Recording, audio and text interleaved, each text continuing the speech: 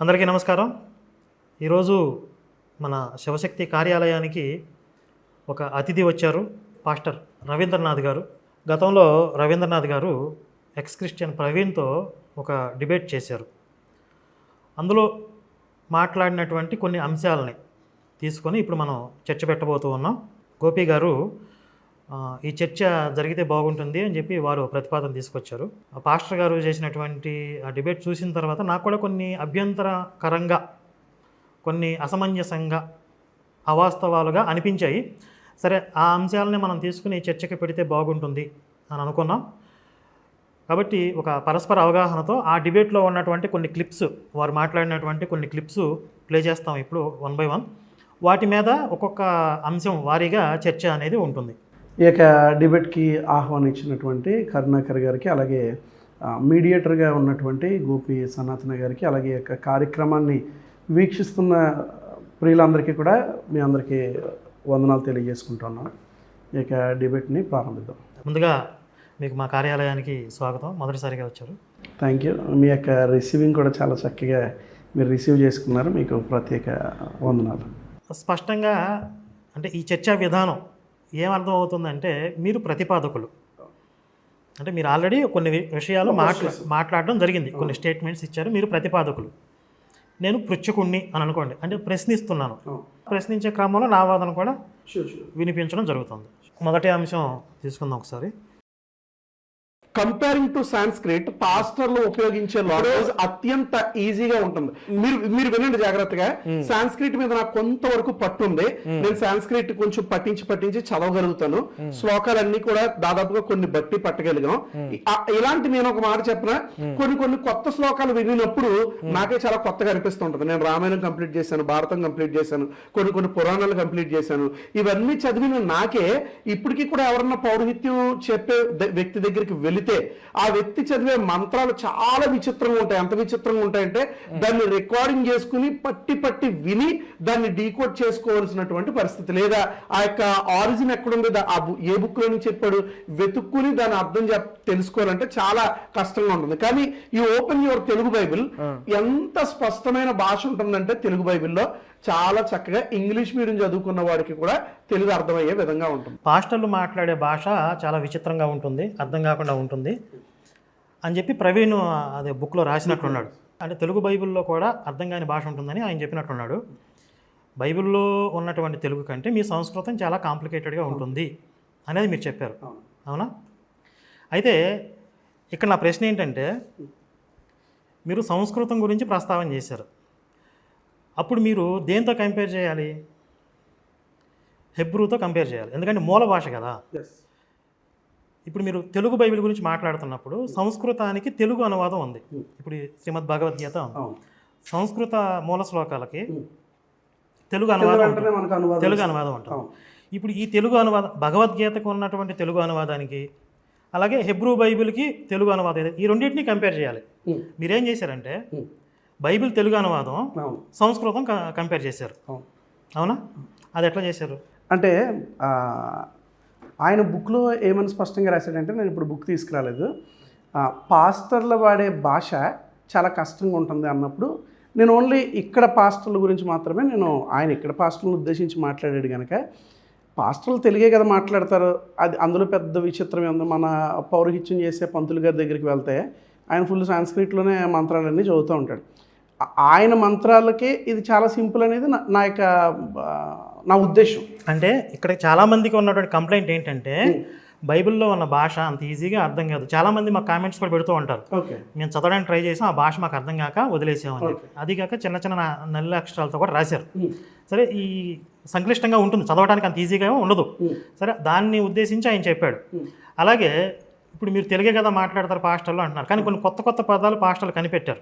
అవసరతలు, ఇలాంటి కొన్ని పదాలు, విచిత్రమైన పదాలు వాళ్ళు వాడుతూ ఉంటారు.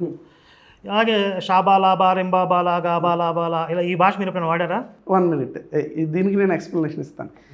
ఈ భాషకి బైబిల్కి సంబంధం లేదు. అంటే పాస్టర్లు మాట్లాడే భాష అంటే ప్రవీణ్ దృష్టిలో అది అయ్యి ఉండొచ్చు కదా. మీరు బైబిల్ మీరు బాగా చదివారు, మీరు చాలా స్పష్టంగా చదివారు. కరుణాకర్ గారి గురించి మాట్లాడుతున్నాను నేను. కరుణాకర్ గారు బైబిల్ మీద మంచి గ్రిప్ ఉన్న వ్యక్తి, రైట్? ఇప్పుడు కరుణాకర్ గారే చెప్పాలి సాంస్క్రిట్ ఈజీయా తెలుగు ఈజీయా. మీరు మళ్ళీ హీబ్రూ దగ్గరికి వెళ్ళొద్దు, ఎందుకంటే హీబ్రూ అనేది వెరీ టఫెస్ట్ లాంగ్వేజ్, నేను ఒప్పుకుంటాను. రైట్, మీరు షబారీబా గురించి మాట్లాడారు కనుక అది అసలు ఇక్కడ కాంటెక్స్ట్ కాదు, ఎందుకంటే ఆ భాష బైబిల్లో ఎక్కడ లేదు. మరి పాస్టర్లు ఎందుకు మాట్లాడుతున్నారు అలాగా? ఎందుకు మాట్లాడుతున్నారు అని అంటే ఒక కల్ట్ తీసుకుని వచ్చారు కొంతమంది. ఫ్రాంక్లీ స్పీకింగ్, ఎవరు తీసుకొచ్చారు? ఎవరు అనేది మనం ఆరిజిన్ ఎలా చెప్పగలుగుతాం? ఎవరు అనేది ఇప్పుడు ఆ పెంతుకోస్తు సంఘం అనేది ప్రారంభమైనప్పుడు అంటే దానికి ఏమైనా అర్థం ఉంది అసలు? షాబాలాబాల రింబాలా రింబోలా దానికి అర్థం మరి వాళ్ళకే తెలియాలి. మీరు ఎప్పుడు వాడలేదు? నేను ఎప్పుడు దాని అవసరం ఏంటంటారు? అది దేవదూతల భాష అంటారు కదా బైబిల్లో. మీకు అది దేవదూతల భాష అని అంటారు. ఎప్పుడైతే ఆ మేడపైన గదిలో అనుభవం కలిగిందో అప్పుడు పేతురుకి ఆ మేడపైన ఉన్న వారికి అనుభవం కలిగిందో అక్కడ భాషలు మాట్లాడినప్పుడు అందరికీ అర్థమైంది. అతను మాట్లాడేది ఏ భాష అయినా రవీంద్రనాథ్కి అర్థమైంది. రవీంద్రనాథ్ మాట్లాడేది విచిత్రమైన భాష అయినా కరుణాకర్ గారికి అర్థమైంది. కరుణాకర్ గారు మాట్లాడే భాష అందరికీ అర్థమైంది. బట్ ఈ భాష మరి నాకైతే ఇప్పుడు అర్థం కాలే. ఈ లాంగ్వేజ్ని వెనకేసుకురావాలని నేను అనుకోవట్లేదు. ఓకే, అంటే ఆ విచిత్రమైన భాషను మీరు సమర్థించట్లేదు. సరే, అదైతే ఒక క్లారిటీ వచ్చేసింది. సరే, ఇక్కడ నేను లేవనెత్తున్న అభ్యంతరం ఏంటంటే మీరు కంపేర్ చేశారు.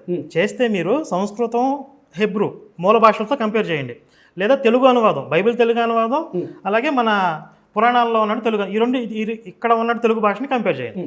అయితే ఇప్పుడు మీరు ఒక ప్రశ్న ఒక పాయింట్ చెప్పారు, ఏంటి?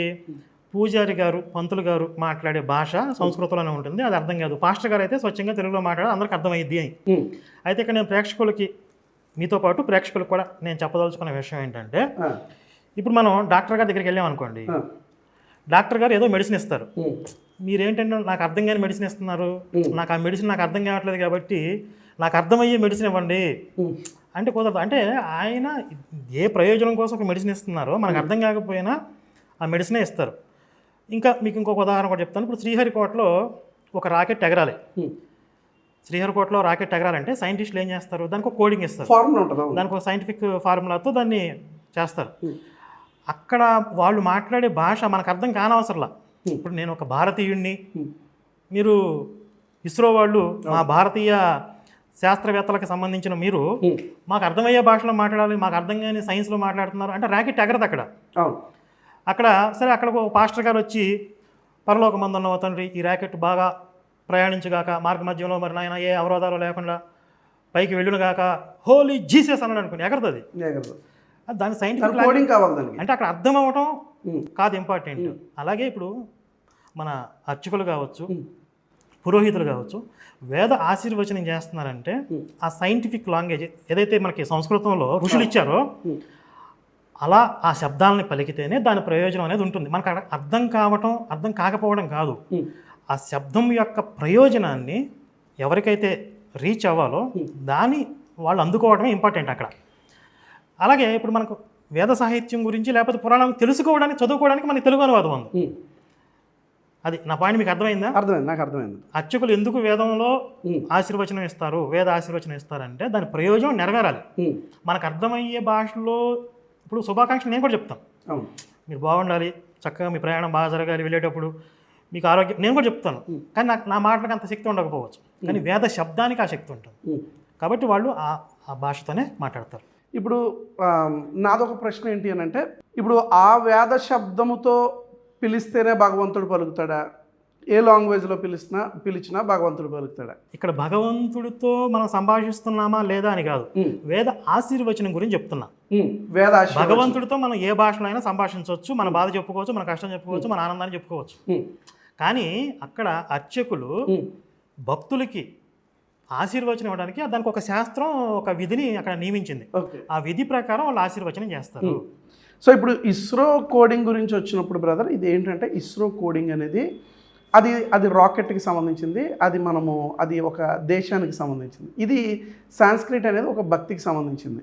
నేనేమంటాను అని అంటే కనుక, ఈ యొక్క సాంస్క్రిట్ అనేది ఏ లాంగ్వేజ్ అన్నా సరే ఇండో ఆరియన్ లాంగ్వేజ్. సాంస్క్రిట్ అనేది ఇండో ఆరియన్ లాంగ్వేజ్. మనం నిజంగా హిస్టరీ చూస్తే దాన్ని మీరు డెనై చేయొచ్చు, దట్ డజంట్ మ్యాటర్. వాస్తవానికి మనం గమనిస్తే ఇండో ఆరియన్ లాంగ్వేజ్.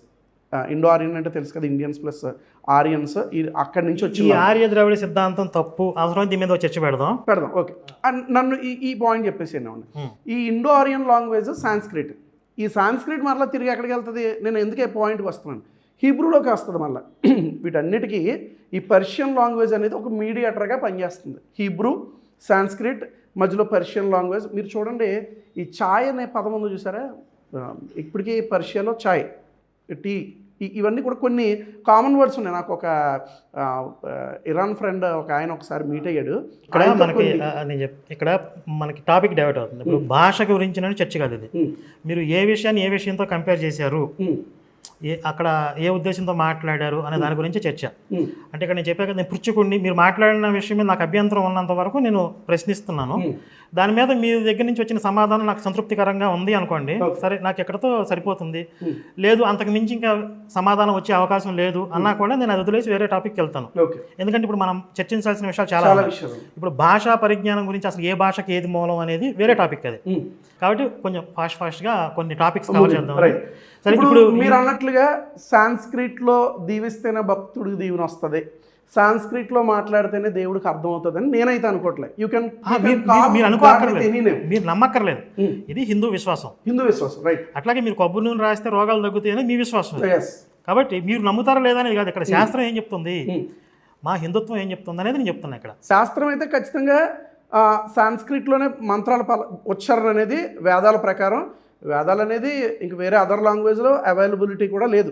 ఆరిజిన్కి వెళ్తే ఎట్ ఏ టైం ఇంగ్లీష్లో ఒకడు ఈ సాంస్క్రిట్లో, హీబ్రూలో అలా ఏం రాయలే. వేదాలు అనేది పక్కాగా సాంస్క్రిట్లో లిఖించబడ్డాయి. మనం చదవగలుగుతున్నాం అంటే భాషగా వర్ణించబడుతుంది. పురాణాలు రాయబడింది కూడా సంస్కృతం. దేనికైనా అనువాదాలు ఉంటాయి అంతే. సంస్కృతంలో ఉన్నటువంటి మూలానికి అనువాదాలు ఏ భాషలో ఉండవచ్చు. మీరు అన్న పాయింట్కి నేను ఖచ్చితంగా ఏకీపిస్తాను, అందులో నో డౌట్. ఎందుకంటే ఆ దేవతల భాష అనేది సాంస్క్రిట్ అని మనకు అందరికీ తెలుసు. బట్ వెన్ కమింగ్ టు దేవదూతల భాష, ఇది క్రిస్టియానిటీకి వస్తాయి, అది నేను డెనే చేస్తున్నానని నేను ఒప్పేసుకున్నాను. ఆ విషయం మీద నాకు క్లారిటీ వచ్చింది. బట్ ఒక పాయింట్ మీరు కట్ చేయకుండా వేయాలి. దేవదూతల భాష ఉంది బైబిల్లో, నేను ఒప్పుకుంటాను. కానీ ఈరోజు మీరు పలికిన ఏవో శబ్దాలు ఉన్నాయి కదా, అది నేను అనుకోవట్లే. అది నేను ఖచ్చితంగా యాజ్ పర్ మై నాలెడ్జ్ అది నేను అనుకోవట్లే.